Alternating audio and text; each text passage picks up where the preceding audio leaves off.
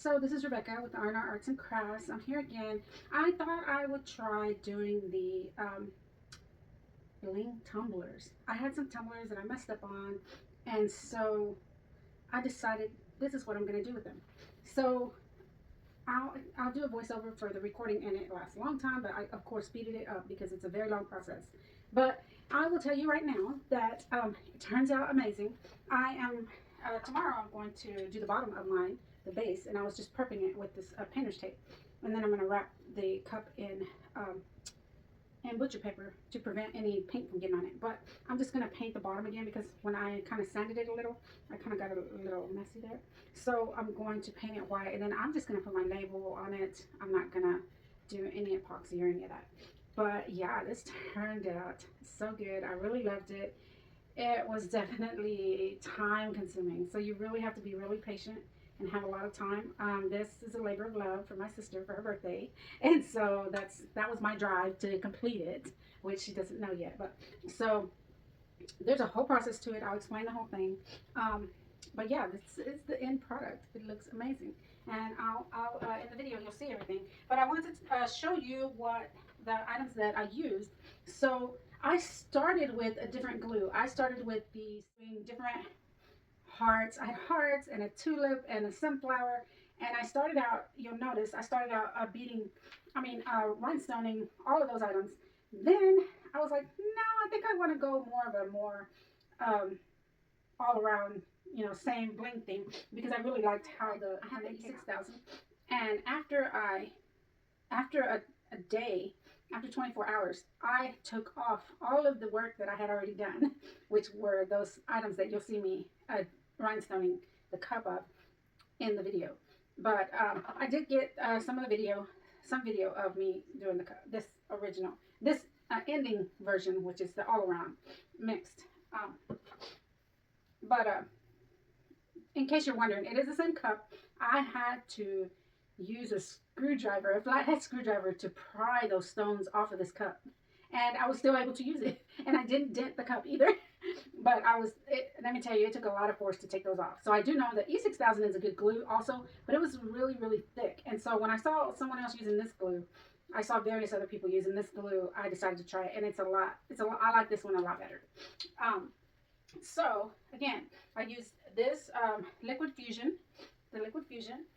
Of course, you'll need some painter's tape for the end if you're going to do paint the bottom. I also ordered these little containers. They came with some funnels to get the liquid in, which it takes a long time.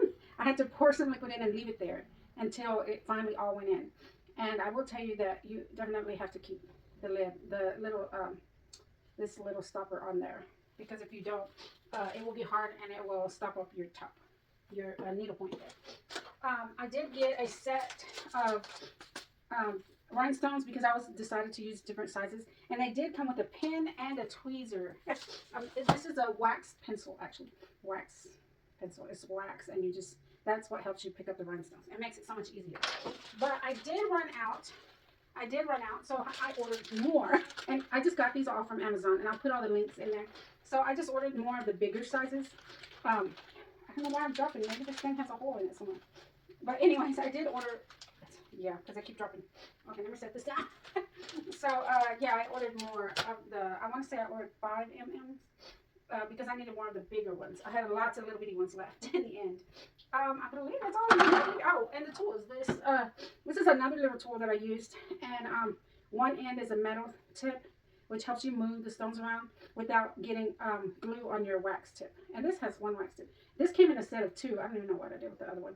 But this came in handy. I did, in the end, after I finished, I went over the whole thing, just looking at the whole thing, and I used a needle to help place the little bitty beads in every little hole that I could find. I'm just OCD like that, and I could not let there be bigger holes. I wanted it to be covered as much as possible. And I will tell you, I used a paper plate. I just threw all the beads in here, and then I was able to pick them out easier. I will tell you, everybody I watched was like, oh, the random size beads, it's easier to do. You don't have to think about it. You just throw them on there. No, that's not true. I know, well, maybe it was just me, but I had to think because I didn't want too many big beads in one area or all little beads in one area. So I had to think, and I didn't want, like, because this is pearls and rhinestones. So I didn't want to have a bunch of pearls here, a bunch of rhinestones there. So I really had to think harder with this. I think if you're doing a beginning first time one, like this was my first time doing this. And I will tell you, if you're doing a beginning one, you definitely want to just do one size stone. I think that is a, don't think about it, just throw them all on there. Because let me tell you, doing all these different size stones, it made me think a lot. Like it actually got to be kind of stressful because I would end up, in the end, I ended up in the corner and I needed a size bead that was not little, not big, or if I would put a bigger one because I wanted a bigger one in that spot, then I would have to fill in all around it with smaller ones. It's just, it depends on how much it matters to you. I mean, so y'all will see that what I did is I kind of sanded this image. This cup had pictures of people on it, of someone's actual pictures, but I ended up spelling a word wrong or something. So I just sanded it really good and I washed it and then I spray painted it black. So this whole thing was spray painted black, and then I put all of the pearls and rhinestones on it. And it did amazing. And like I said, there were some spots that the black came off when I scraped off the first original design that I had on it. And but I mean, you cannot tell, like all the bling going on here, your eyes are just drawn right away to all the bling going on. And yeah, I really love doing this. And of course, I made it for my sister. I have 3 sisters. Now the other one's already, oh, I can't wait for my birthday, Tumbler.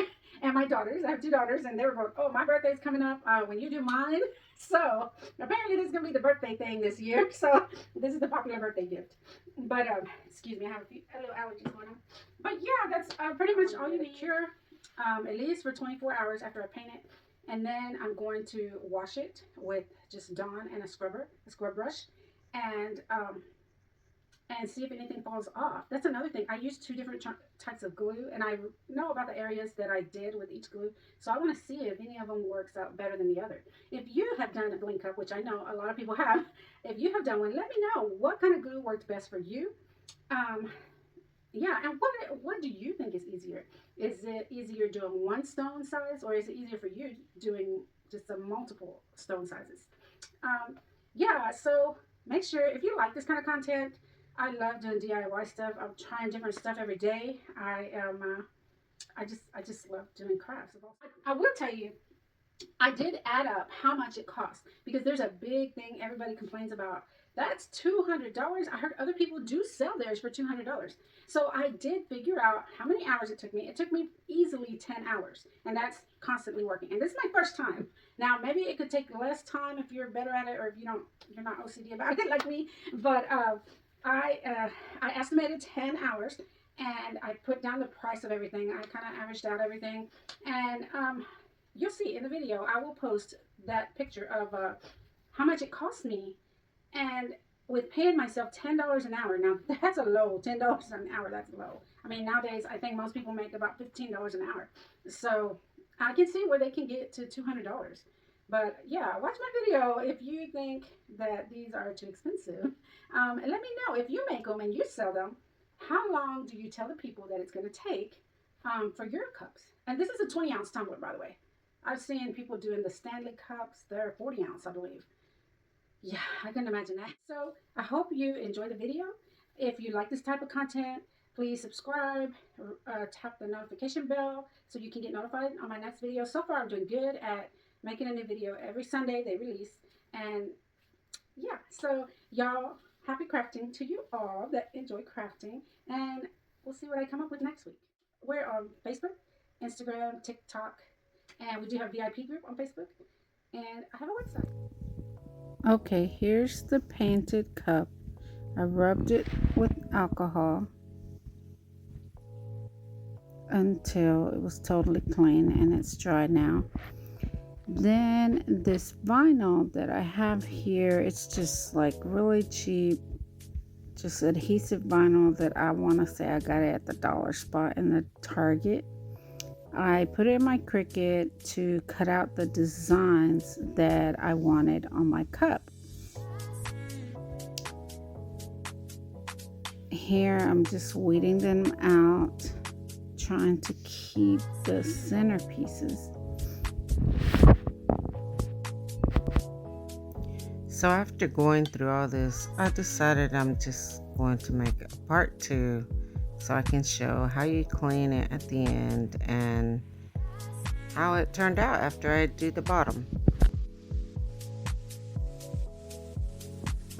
Okay, here I have some transfer paper.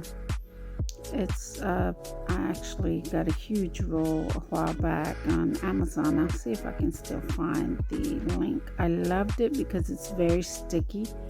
You could use it over and over again. At one time I even had to make it a little less sticky by sticking it to a cover first and then using it. But it works awesome. I just used that transfer sheet to transfer the vinyl to the cup.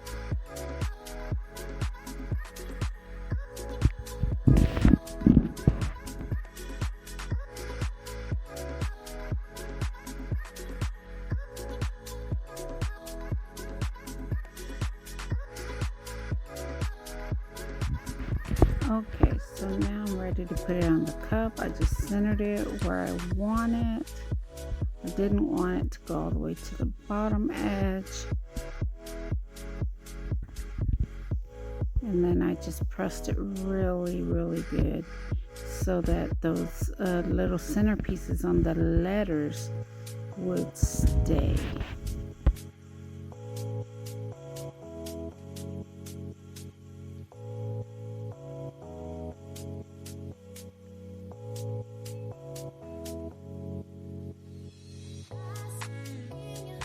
Okay, here after I finished peeling the transfer sheet off of the vinyl, I replaced it onto the paper that it came on so I can reuse it at a later time.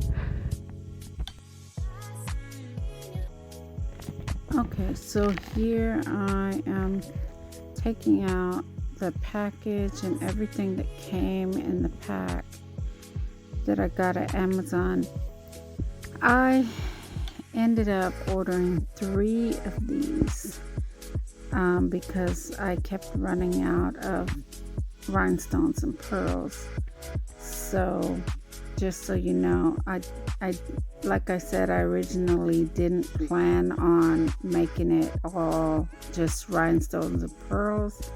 So this is why planning what you're gonna do before you do it will come in handy and definitely save you money.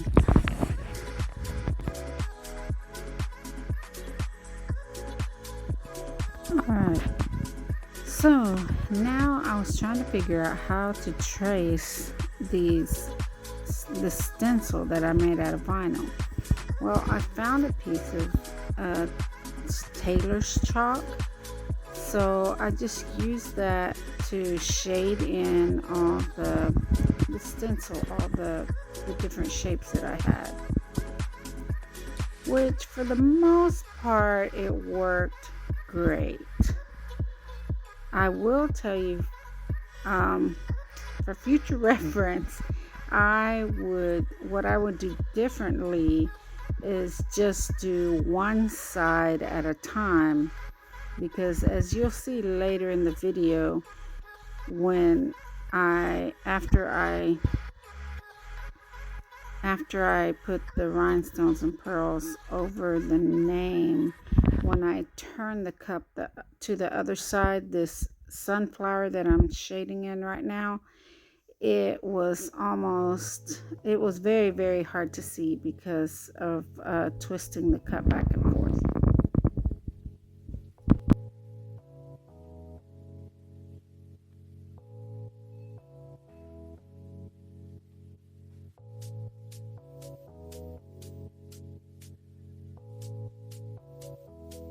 Okay, now I just peeled off the vinyl after I shaded in all the areas that I needed shaded.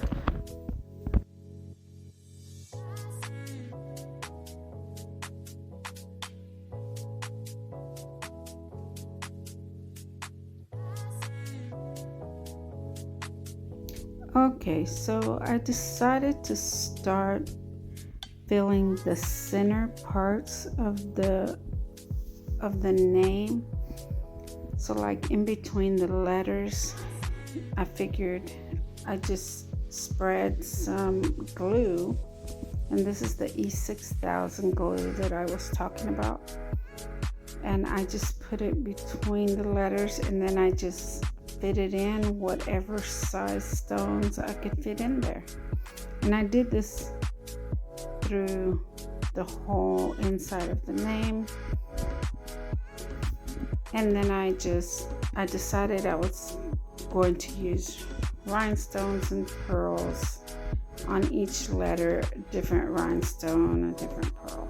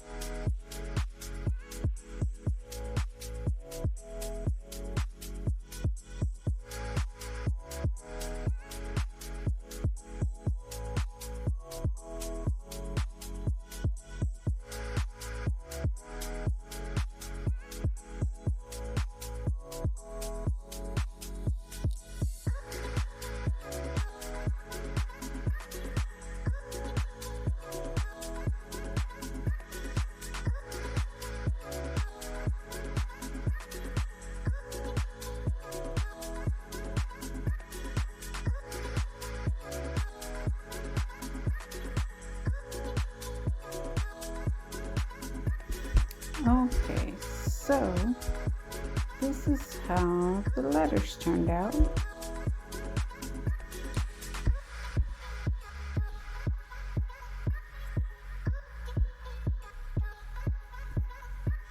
And some of the shading on the opposite side was kind of rubbing off from me turning the cup.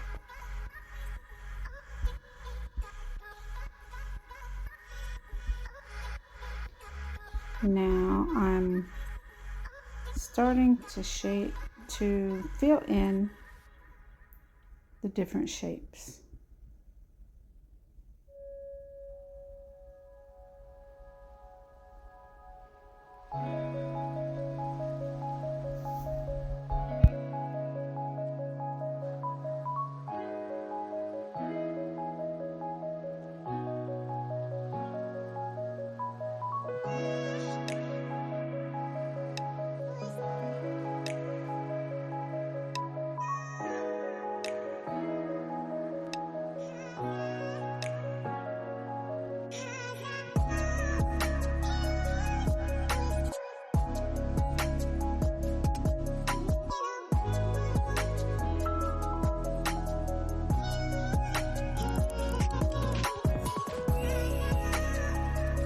I will tell you that this E6000 glue is very thick. and it actually gets, I feel like it gets thicker when it dries, and so it dries quicker. With this tumbler, I ended up removing all of these flowers and hearts and crosses. I ended up removing all of that and just covering the entire thing with rhinestones and pearls. Okay, this is when I decided to change my design. This is a good look at the glue I used and the bottle. I will tell you, I kept the bottle standing with the tip down so that I wouldn't have to wait for the glue to come all the way to the tip every time I grabbed it. And here I just lined up on the edge. That's the only place I did put a pattern, and I just put like a rhinestone and a pearl and a rhinestone and a pearl, just because I wanted the smaller ones on the end. There you can see how I'm using the wax pencil with, and how easy it is to see the different size pearls and pick them up from the plate.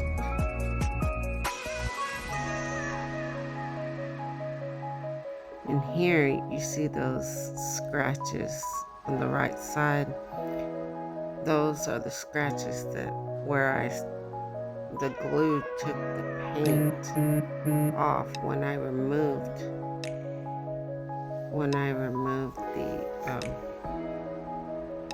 the other design that I had on it, the flowers and the hearts. Here I'm just trying to make sure that none of the beads pass the edge. When I turned it over, that bead fell, so I did need to put more glue on that. And it ended up moving too much, so I just put a new one. There you go.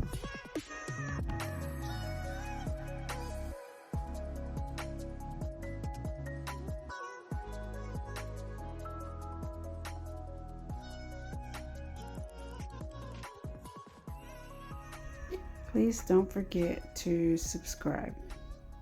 Okay, well, thanks for watching. I look forward to seeing you next week. God bless.